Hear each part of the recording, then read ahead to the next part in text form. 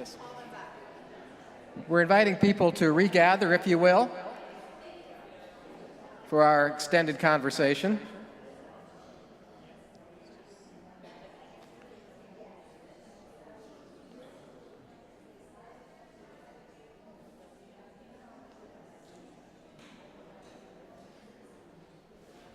So hopefully you took advantage of the opportunity to chat a little bit about the question that's projected behind me. And so we'd like to start out with our panel by addressing the same question to them. And so having watched the unfolding of the European refugee crisis in the face of Nazi aggression and persecution, do our panel members recognize parallels with the problems that we face in today's world? And has the global community in our own age responded in a more constructive and humane way than in the run-up to World War II that we witnessed in the film? So we'll allow our panel members to talk a little bit about that particular question. And let me introduce them. You do see their bios on the back of your program. And Dawn is just right here to my right, and then further on down, Veronica, and then Abdul to my far right. So welcome, panelists. We're so happy that you were able to join us tonight.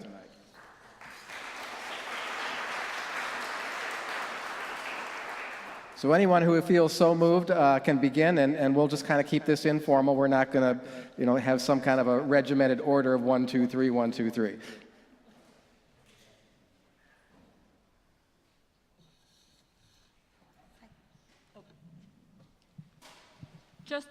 Hi, just going from a historical perspective, I cheated and saw the question in advance, so I did a little research.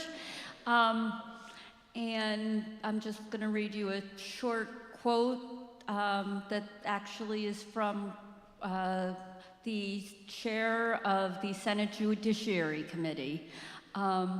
He said that we should only admit to the United States those with good blood. We don't want any rats. We've got enough of them already. And I have to also say that this was Senator Alexander Wiley, a Wisconsin Republican. And the year, Dawn? I think it was 1942. I just wrote down World War II. Another thing that should sound familiar to people was when President Truman really wanted more refugees and displaced people to be allowed to come into the United States, and he was really upset about discrimination. He was complaining about a particular bill that, as he said, it discriminates in callous fashion against displaced persons of the Jewish faith by excluding Jewish displaced persons rather than accepting a fair proportion of them along with other faiths. Further, the bill excluded many displaced persons of the Catholic faith who deserved admission and contains many restrictive requirements, which many of you who have been starting to do work on refugee resettlement will have heard about, that you needed assurances of suitable employment, safe and sanitary housing, unnecessary complicated investigation of each applicant, and burdensome reports from individual immigrants. So some of this has stayed the same. On the positive, I do think that there's more of us who recognize that we don't want to repeat what we've seen before, and that we're starting to make changes so that we can make a difference. And in echoing that, I don't think we have moved that needle that far when it comes to really helping people, especially refugees. Here, in a global context, we see this happening still around the world. Yeah, there is more people in the world willing to help and willing to risk whatever they need to risk to help people out. But it is sad that in 2016, we still see some of the things that we are here today saw in the documentary.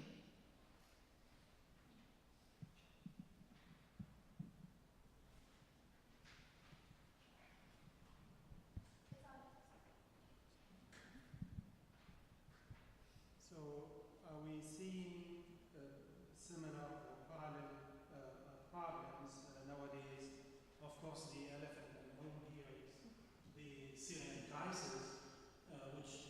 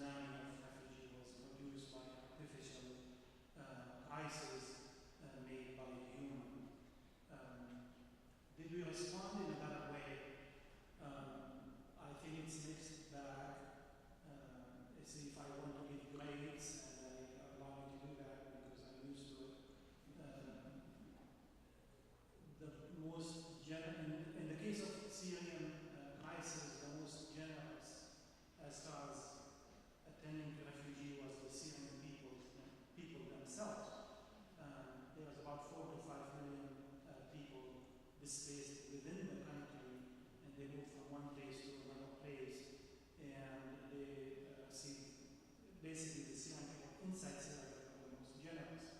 The Syrians in diaspora, which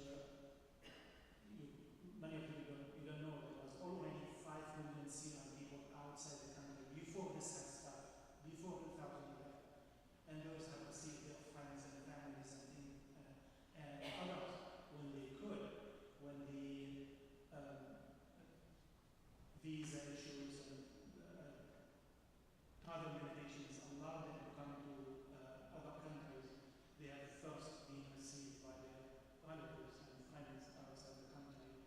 If you look at the countries around Syria, it's also mixed bag. And a simple Google search to just look at the images of refugee camps within the countries around Syria, you will get the score, who's doing well, who's not. You'll see where the electricity is there, and the tents are in good shape, and the medical clinics and things like that. And you see vice versa, tents that are built in the desert and facilities are not up to date. So you get the scoop. I don't want to name any sub the state itself. That's my short response.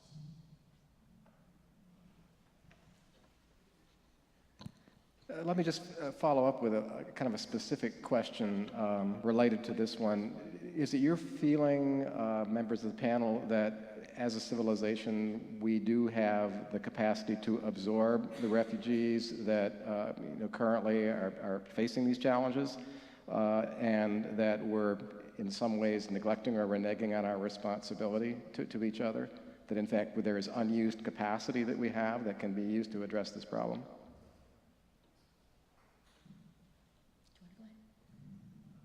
Of course we do. And I am actually very surprised when I hear language that we cannot guarantee the safety of a certain refugee coming here, whether they're peaceful or not. Or we cannot vet them, or we cannot screen them. At the time when we have all the capabilities that we have, and I don't want to name them, all the agencies that they can actually look at a certain person and know the background and things like that. As far as our capability as a people, if we can only manage to unleash 1/10 of the wealth and the goodness of the heart of the American people, we'll be able to accommodate many, way more than the numbers portrayed in the media of 10,000 to 100,000 people, just using the resources of good people, ordinary people. Yes, we can. Yeah. Okay.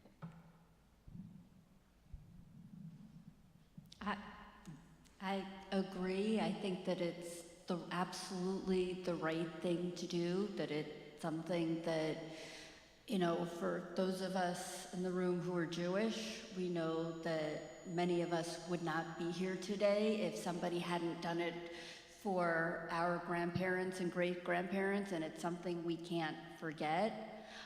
It's also important to remember how many other countries are finding ways to do this. Lebanon has taken in 1 Syrian, for every 5 Lebanese. I mean, I can't imagine our country doing that, but they've figured out a way, I won't say to make it work well, but they're doing it. They're taking care of people.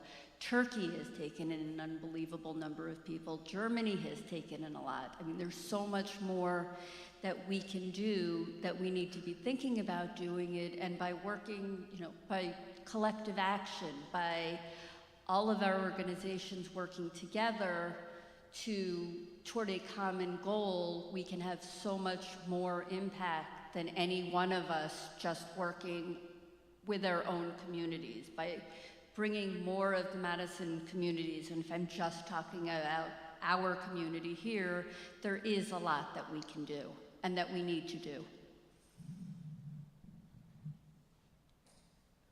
I echo the same. There is a lot that we can do. However, we cannot only look at this at a community level, we need to look at this at a global level. This is an issue that impacts the whole entire globe. And we all play a part in really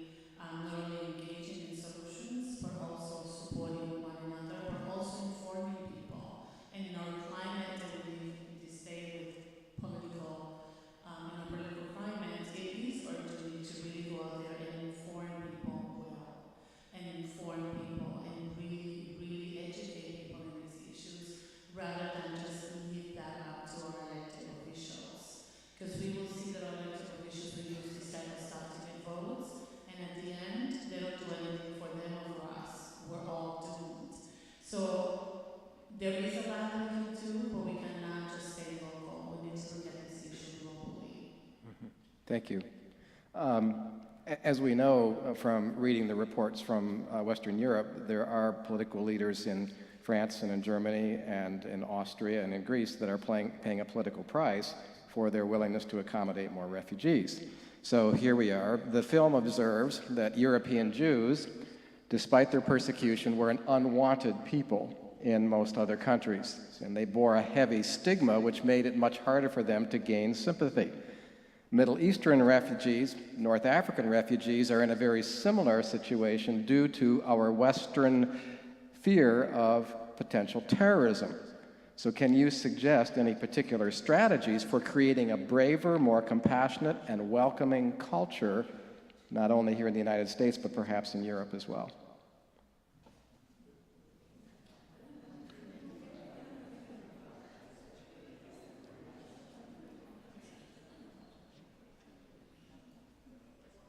Don't all talk at once.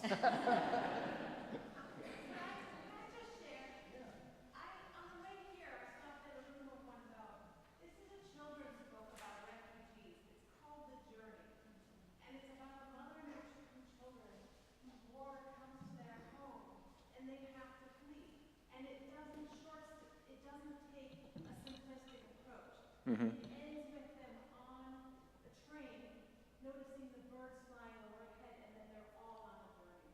Okay. So something as simple as buying one copy of this kid's book and sharing it with your grandkids. Mm-hmm. Planting these seeds that we are all in this together on this precious blue planet. Take a risk.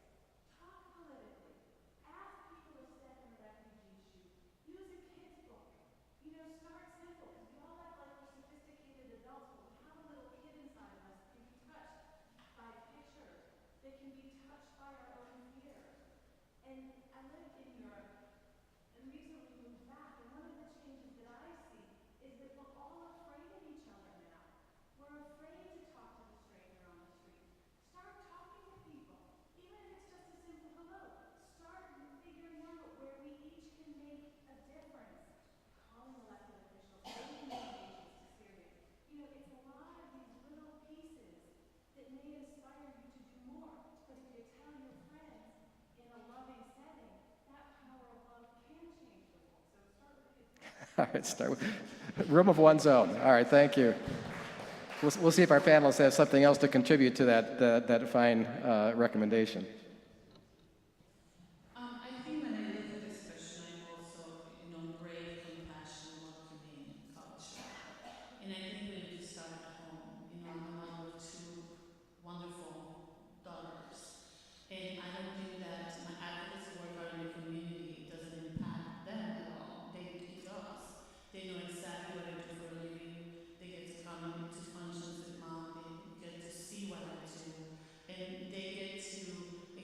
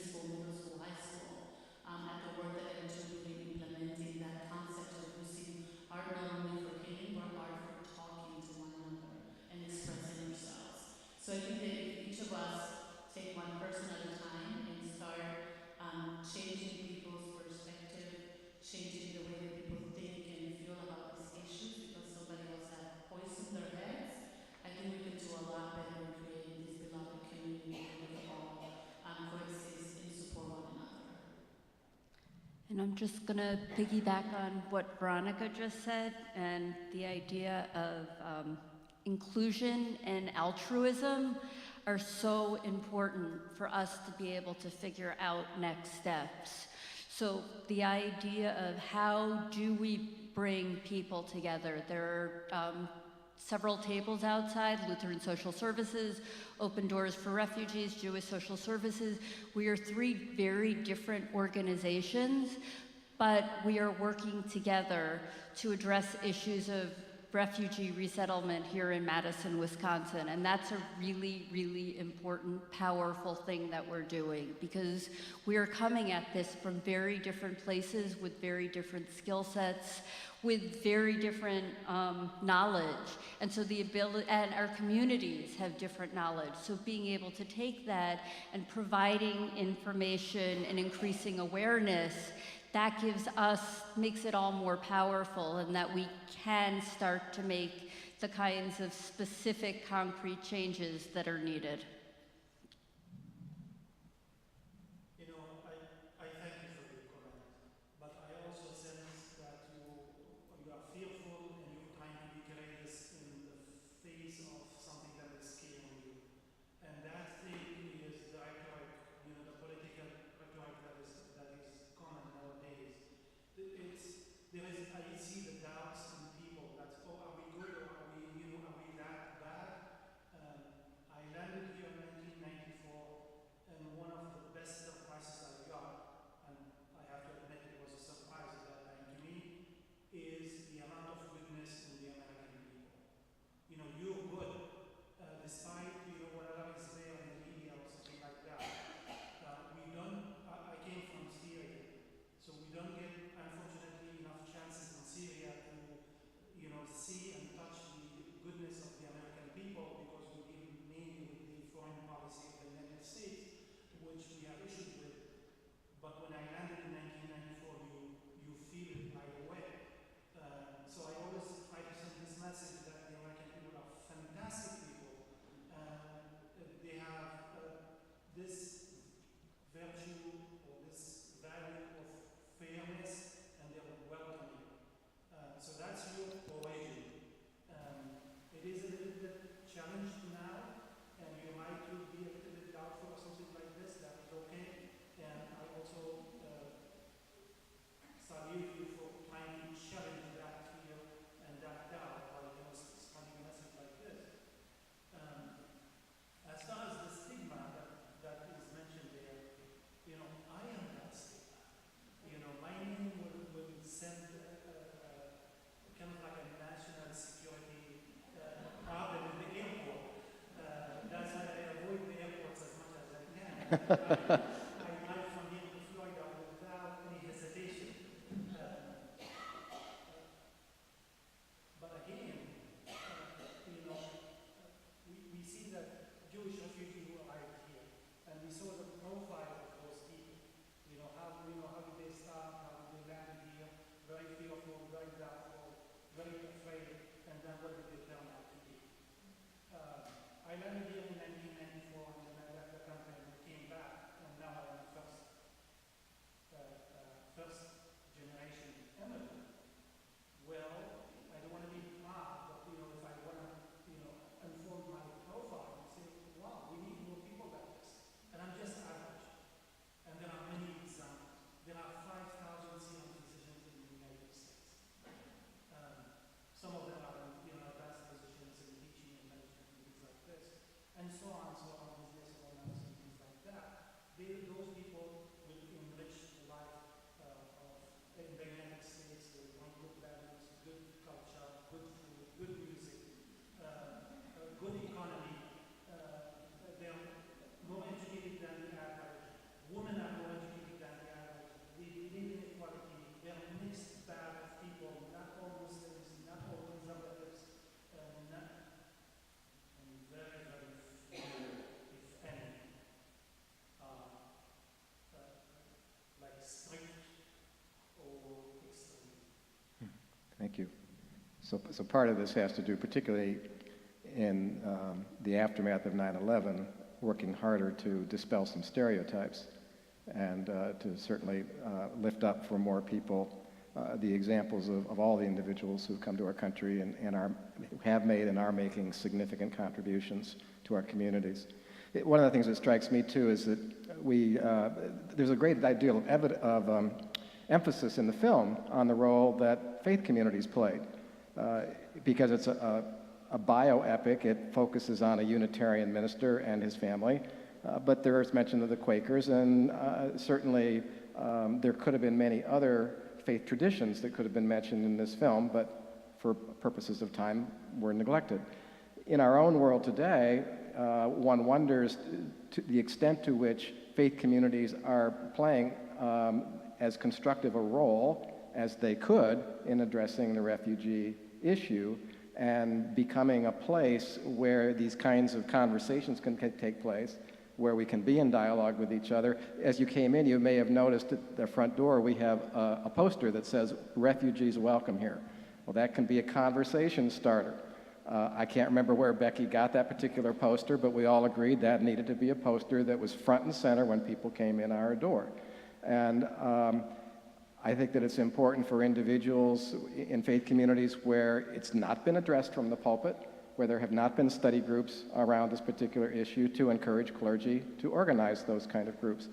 To what extent, in your experience, is this kind of thing happening within the context of our religious communities? I think the communities of faith have a lot of work to do.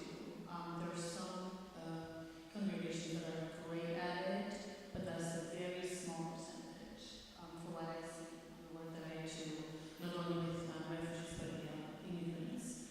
I am actually part of communities of faith subcommittee that actually looks at the issue of violence in our community, and it's very depressing to see the number of people that actually comes to these meetings to really support the efforts of many organizations that are putting the resources forward. We're not even there to ask the church to do something or give us money. We're there to kind of find the will to work together. And I can tell you that many communities of faith could be doing a lot more with their resources and the number of people that they serve to disseminate information and to really support organizations like the ones that you have here today on the hallway. What would be something we could do? I really don't know. I will have some suggestions. I've knocked many doors, many pastors. I have talked to people individually, and invited them to meetings, and we still get a very small number of people in the community that will come to these meetings.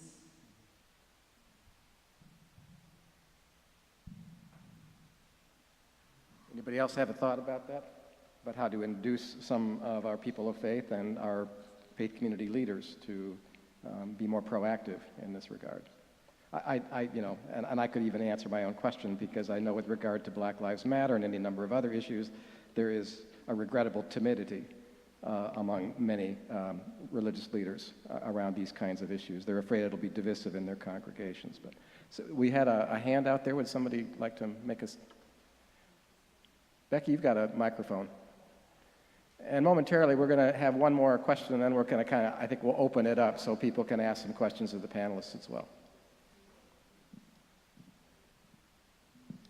As I recall, when the Hmong people came to this area, it was mostly because different religious communities would sponsor a family. And if the heads of each division of religious communities would encourage people to think about sponsoring a family. They don't have to live with you. People within the congregation would help to finance, to rent a home, to get them situated, to get them a job. eventually they'll have more people, they'll get together and they'll form a little village of their own, just as everybody does in every community. But that's one way to get them from far away into our country. So you're kind of suggesting that maybe what we call the judicatories for these various faith communities, in other words, the kind of overarching administrative bodies, encourage member congregations to take on a family. And yes, you're right, because when I came here in 1988, we had a Hmong family that this congregation supported, and for a number of years after that. So this would certainly be a way, particularly of exposing then the congregation to individuals and perhaps helping them to feel less fearful and more engaging and more welcoming. One more question, right there. To follow up on that, because I think we've talked, there's a range of things that get in the way, from very systemic to internal fears, but also the feeling of helplessness, of how do I start with a problem with such enormity. I mean, many of us do not have, even though they didn't consider themselves exceptional, the courage that it took the Sharps was remarkable. Right. Whether you're part of a faith community or not, the kinds of efforts that I'm hearing about from JSS, LSS, Open Door, the Unitarian Service Society, you feel less helpless if you know you can do something like sponsor one family, help with donations, if you ESL, you know, I mean, there's so many things you can do on an individual basis that don't take a lot of money and don't take a lot of courage, that I think help us with celebrating diversity and really incorporating people in our communities. I felt very hopeful when we were at the Open Door meeting last week, hearing exactly what JSS needed from people. Right. And I hope people will approach each of the organizations and ask, what can I do as a person that doesn't expect me to be incredibly courageous or solve this whole problem? Right, you know? Sure. But even as you say, those small measures can be politically transformative and change your whole outlook and your whole attitude, which is another part of it. Becky. Michael, if I may, I would love to hear a response maybe from Dawn about this adopt a family thing, because people call me here all the time wondering when we're going to. In the efforts that are happening now or expected to happen, is that something we're going to expect to hear being asked for, or is the approach different? I lost the one thing that Oh. I heard you were asking me for something, and I didn't hear what that was. Yeah, are you expecting to be asking congregations to adopt a family, or is there a different approach this time? We're actually trying to figure that out right now. We want to do this right. We have, Jewish Social Services has agreed to bring in 50 individuals. Primarily it will be from Syria and Iraq. That right, Katie? And between October 1st and September 30th. And we're really trying to figure out what is going to work best for our community. So in the past, when Jewish Social Services in the past did resettlement of Jews from the former Soviet Union, it was having individual families adopt an individual family. We're looking at whether that's what makes the most sense, or is there a better way to do it in terms of teaching skills and helping people to get out on their own as quickly as possible, because the federal government, a lot of the money that the refugees get runs out in 3 months. So it's really, there are certain benefits that they get for 3 months, there are other benefits that they get for 9 months, and then there really isn't any other federal dollars that are available, at least at the beginning. So again, we're still figuring that all out. Thank you. What? Yeah, go ahead. It is happening. Families arriving to Madison. The way I understood the process is they come for 1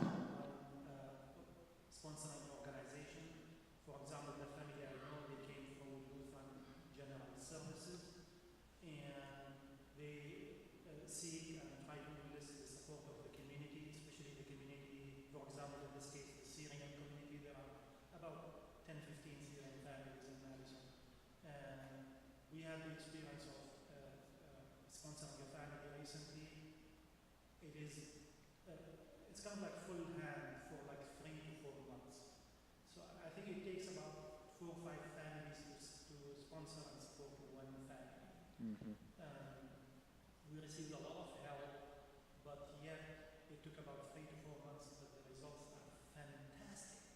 And the refugee family concerned are standing on their feet, they're attending English classes, the head of the family is working 50 hours a week, he's paying taxes, he has medical insurance, medical exams, and things like that. Kids are going to school. It's a story, it's a success story. And it can be replicated, but it's challenging. And again, it's a serious responsibility, but it's doable, and it's rewarding. And this, of course, was one of the emphases of the Sharps' early work. It's not enough just to bring a family out of danger, but you need to lay the groundwork and wherever they're going to resettle so that they can be successful in that particular new home. And that's part of, obviously, our responsibility today in this country. Let me ask one more question of you before we open it up. Watching Martha Sharp making all the necessary arrangements to send these refugee children to America, children who were delivered to her by concerned parents who themselves remained in jeopardy, one is reminded watching that story of their Guatemalan and Honduran counterparts, because the parents have, in many cases, sent their children off on foot to walk through their countries, through Mexico to the American border in order to avoid violence and unrest in Central America. We know that Martha and Waitstill's child refugees experienced a warm welcome when they passed the Statue of Liberty and came into New York Harbor. So what about those children who have more recently been reaching our border from Central America?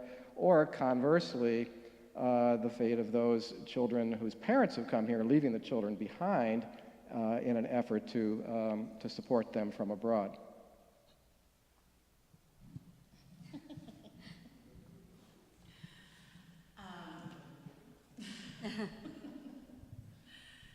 Unfortunately, those children don't have the same rights that refugee children have. We have facilities filled with children robbed of their innocence, basically. Children in prison, waiting for months, mistreated, in really bad conditions in this country. I get to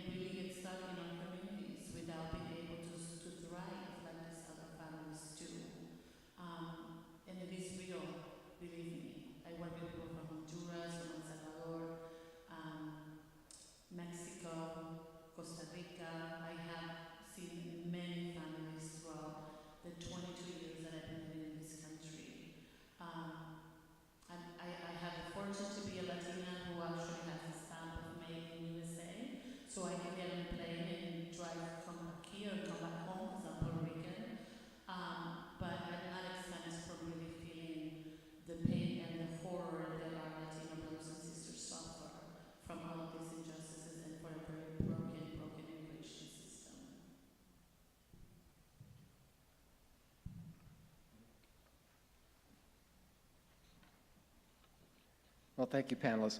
And now we're going to just open things up for about the last 15 minutes. And if you have a question that you would like to address to panel members, or a piece of information or a statement that you'd like to make, Becky has our microphone, and she'd be happy to take your questions.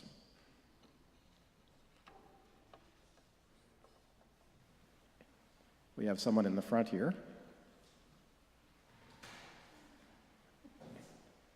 I can probably repeat the question if you. Hold on a second. I think actually the microphone's back here first, and then we'll come back to you.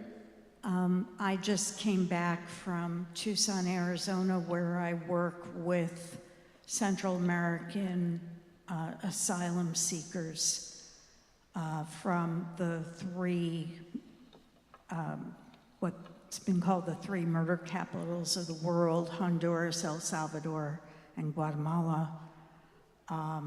And the women and children I work with, because of the U.S. war on drugs and it's the money funded to the death squads and very repressive governments that unfortunately we support with our tax dollars, these folks are facing constant torture and death or death threats, and you know, they're running for their lives away from violence due mainly to U.S. policies in those countries, and they go through mostly through Mexico. The women are told to be expected to be raped at least 5 times during the journey. And then they walk 81 miles on foot through treacherous desert. And if they survive all that, they turn themselves into Border Patrol, and then they are put in prisons that are private for-profit prisons across the U.S., known as ice boxes because they lower the temperature to 30 degrees. And then they don't give them blankets or appropriate clothing. And so a lot of women are on strike in some of these prisons right now, and the UUSC is going to be following up, defying the Nazis, the Sharps War, with a whole campaign to help these asylum seekers who are being, you know, raped in our U.S. prisons. Private for-profit prisons, but it's your tax dollars funding them. And I would just urge all UUs and any caring people to pay attention to the campaign that is soon going to follow by the UUSC, trying to close down these horrible U.S. prisons and get these people out to, they all have relatives in the U.S. who are willing to take them in pending their asylum complaints, their requests for asylum coming to court.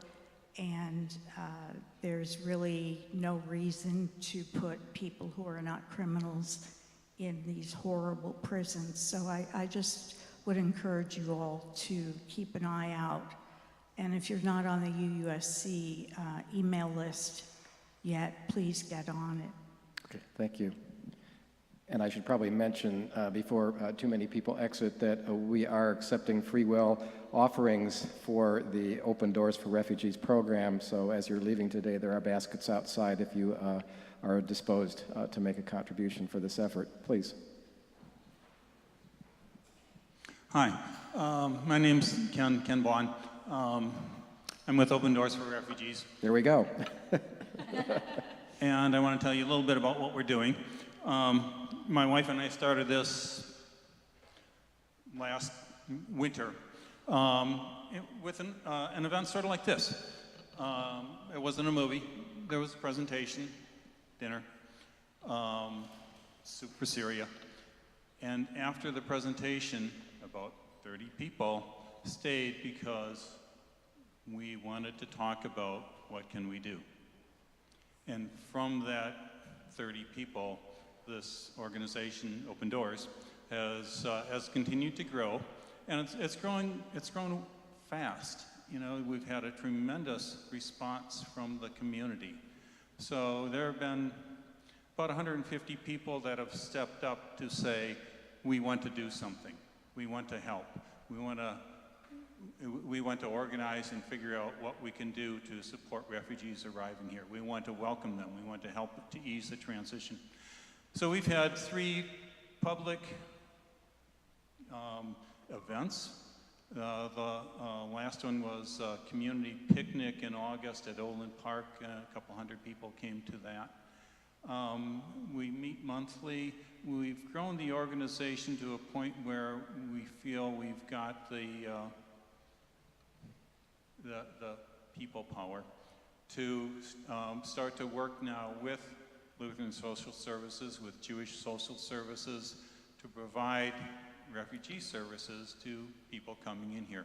So we're at a point that we're forming teams to help find housing, help furnish and set up apartments, provide transportation, provide translation service, ESL, help teach people about our culture, how to use the buses, how to go shopping or get credit, or to use the library.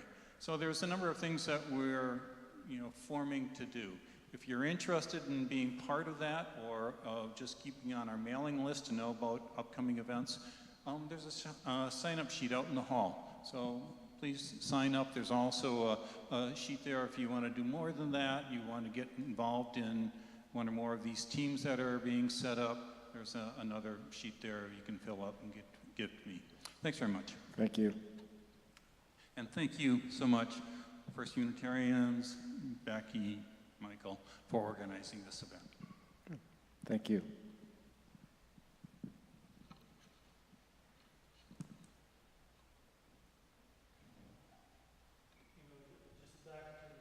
Please. Children who are left by their parents in order to be in the United States, and just pause for a moment and think about the status of that father or mother who was put in that position. And the other thing is, when people are thrown in prison and they're subject to sometimes pay in American soil after they arrive here, it's another example that if you leave it to the government, they might succeed and they're likely to fail. If we don't support the government system and supplement that with civil movement and effort, I don't think the outcome will be good. Okay. Thank you. Thank you. One back there, Becky. Dr. Houghton made a point that has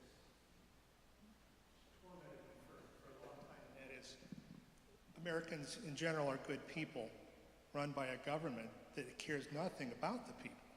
And when 50 or 55% of us show up to vote, we get that government. So all the good work you're doing, that the gentleman here, you folks, Dr. Schuler, it's small efforts, and we need big efforts. And in order to do that, we have got to get people running our government who follow the will of the people and not the will of the money. And so as a way to get at the solutions, we need a government that supports our civilization, our society, our way of life, our hopes, dreams, and values. Mm-hmm. Mm-hmm. Vote. That's a good point, and any given organization or city can only do so much when you have governors and state legislatures who essentially say there are not going to be any resettlement projects in our state, and so there has to be some pushback at that level as well. You're absolutely right. Any of our panelists like to offer a last word, last comment here? I just want to say, just piggyback on that, on the vote. And just don't vote. Take people to vote. Please. Like I already have a list full of people that are in my community that don't have transportation. I'm going to take them and take it off, and we're just going to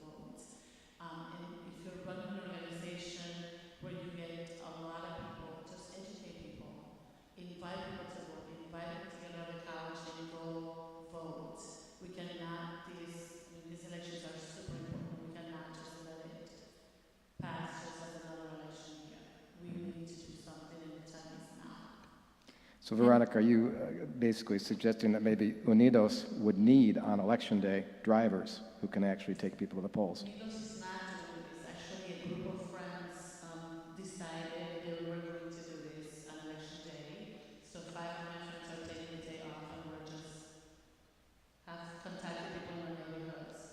We're from different parts of the city. I'm on the east side, we have a person on the west side, and so forth. And some of my family members are also putting their cars to just drive people to the polls. Yep, thank you.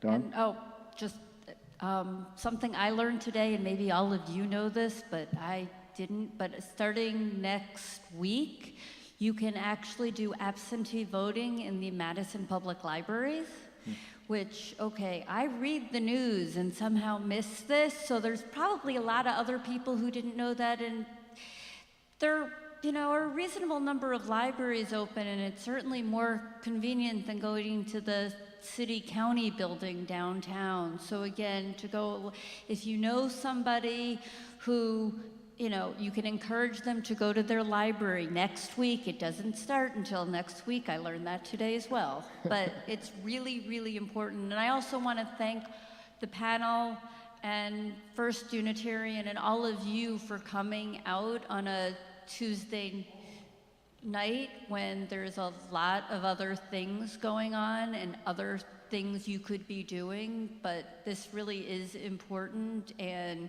we really do have an opportunity to make a difference in people's lives. So I really hope that you go back and you fill out interest forms, volunteers forms for the different organizations that are here. Donating money is also a good thing. And the one last thing that some of you have already heard me ask about, if you know of any free or cheap storage space, temperature controlled in Madison, if you could let me or Katie over there in the back know. Jewish Social Services really would like to start collecting donations, but need to have a place, and ideally in the city limits would make it a lot easier for us. Great. Thank you. Thank you so much, panelists. Thank you for your interest, and thank you in advance for your passion.